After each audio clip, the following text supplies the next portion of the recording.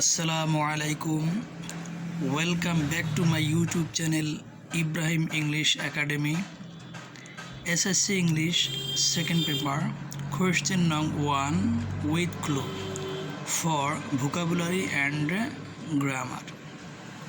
তো আজকে আমরা আলোচনা করব ঢাকা কুমিল্লা বোর্ড 2019 এর উইথ ক্লু নিয়ে। প্রথমে প্রশ্নটা আমরা একটু মনোযোগ সহকারে পড়ে নিই এবং বোঝার চেষ্টা করি যে প্রশ্নে কি বলা আছে, তারপর আমরা উত্তর করার চেষ্টা করব। Fill in the blanks with the words from the box. You may need to change the form of some of the words. You may need to use one word more than once.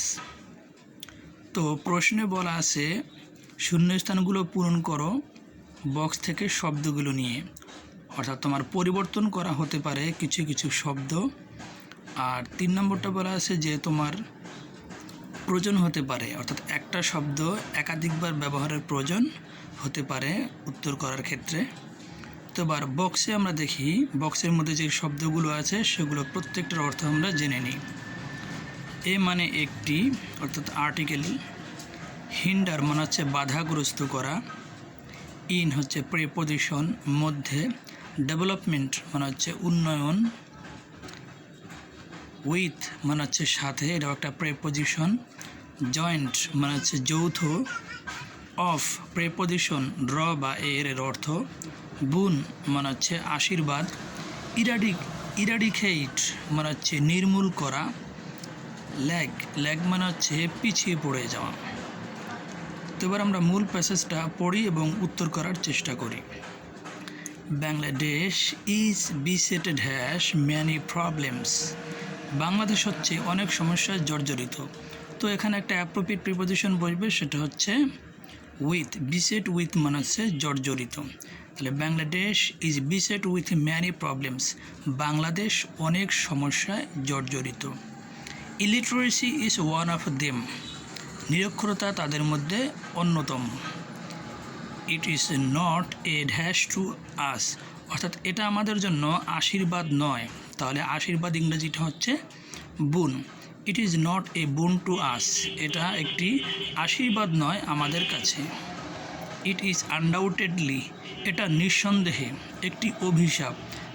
তাহলে এখানে একটা article বসবে, সেটা হচ্ছে যেহেতু একটা অর্থ প্রকাশ করছে তাহলে এ আসবে, তাহলে এ কার্ডস, অর্থাৎ একটি অভিশাপ।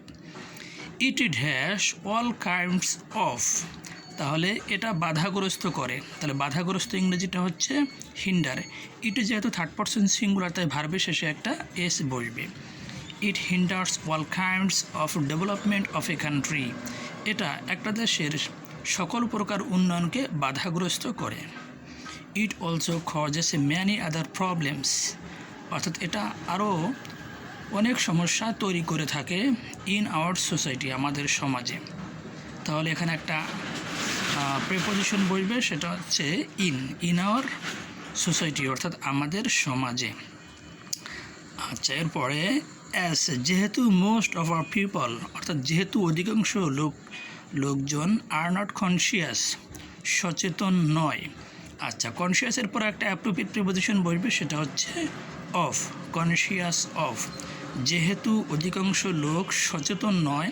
দ্য ইম্পর্টেন্স অফ এডুকেশন, অর্থাৎ শিক্ষার গুরুত্ব সম্পর্কে।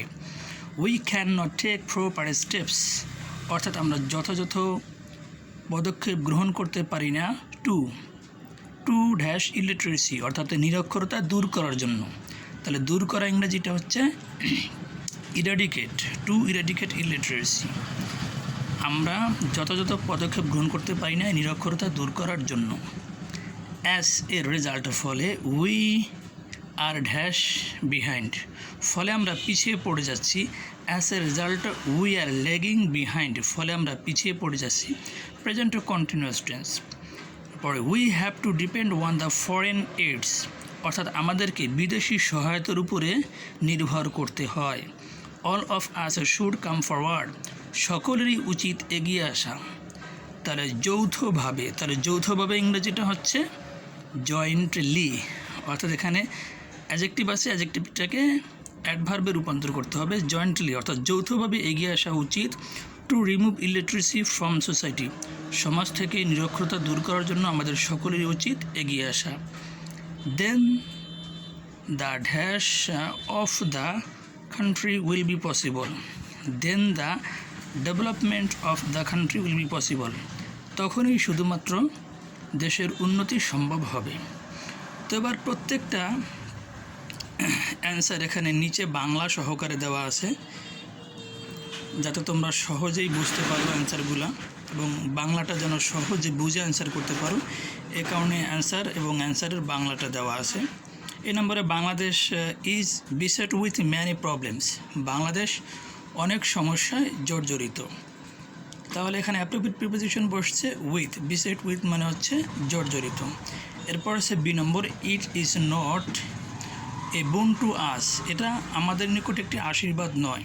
তাহলে আশীর্বাদ ইংরেজিটা হচ্ছে boon. C number, it is undoubtedly a curse. তাহলে এখানে একটা আর্টিকেল বসবে, অর্থ অনুসারে এখানে আসবে হচ্ছে এ। তাহলে এ কার্স অর্থাৎ একটি অভিশাপ। It is undoubtedly a curse, নিঃসন্দেহে এটা একটা অভিশাপ। It hinders all kinds of development. অর্থ অনুসারে এখানে আসবে হচ্ছে হিন্ডার। ইট যেহেতু থার্ড পারসন সিঙ্গুলার, তাই ভার্বের শেষে একটা এস যোগ হবে। It hinders all kinds of development. এটা সকল প্রকার উন্নয়নকে বাধাগ্রস্ত করে। ড্যাশ আওয়ার সোসাইটি, আমাদের সমাজে। তাহলে এখানে একটা প্রেপোজিশন বসবে, সেটা হচ্ছে ইন আওয়ার সোসাইটি অর্থাৎ আমাদের সমাজে। এরপরে F number, hour people are not conscious of the importance of education. আমাদের লোকেরা শিক্ষার গুরুত্ব সম্পর্কে সচেতন নয়। জি নম্বর, টু ড্যাশ ইলিটারেসি অর্থাৎ নিরক্ষরতা দূর করার জন্য। তাহলে এখানে অর্থ অনুসারে আসবে হচ্ছে ইরাডিকেট, আর টু এর পর সাধারণত ভার্বের প্রেজেন্ট ফর্ম বসে। তাহলে টু ইরাডিকেট ইলিটারেসি, নিরক্ষরতা দূর করার জন্য। উই আর লেগিং বিহাইন্ড, যেহেতু কন্টিনিউয়াস টেন্স আছে তাই ভার্বের সাথে আইন যোগ হবে, অর্থাৎ উই আর লেগিং বিহাইন্ড, আমরা পিছিয়ে যাচ্ছি। I number, all of us come forward অর্থাৎ আমাদের সকলেরই উচিত এগিয়ে আসা যৌথভাবে। তাহলে যৌথভাবে ইংরেজিটা হচ্ছে জয়েন্টলি টু রিমুভ ইলিটারেসি। আমাদের সকলেরই যৌথভাবে এগিয়ে আসা উচিত নিরক্ষরতা দূর করার জন্য। সর্বশেষ যে নম্বর, the development of the country. তাহলে অর্থ অনুসারে এখানে আসবে হচ্ছে development, the development of the country অর্থাৎ দেশের উন্নয়ন। তো এভাবে তোমরা প্রত্যেকটা বোর্ড যদি ভালো মতো অনুশীলন করতে পারো, গ্রামাটিক্যাল রুল জেনে এবং বাংলা অনুবাদটা জেনে, তাহলে আশা করি তোমরা অনেক ভালো করবে। তো আজ এ পর্যন্তই। সবাই ভালো থেকো, সুস্থ থেকো। আল্লাহ হাফেজ।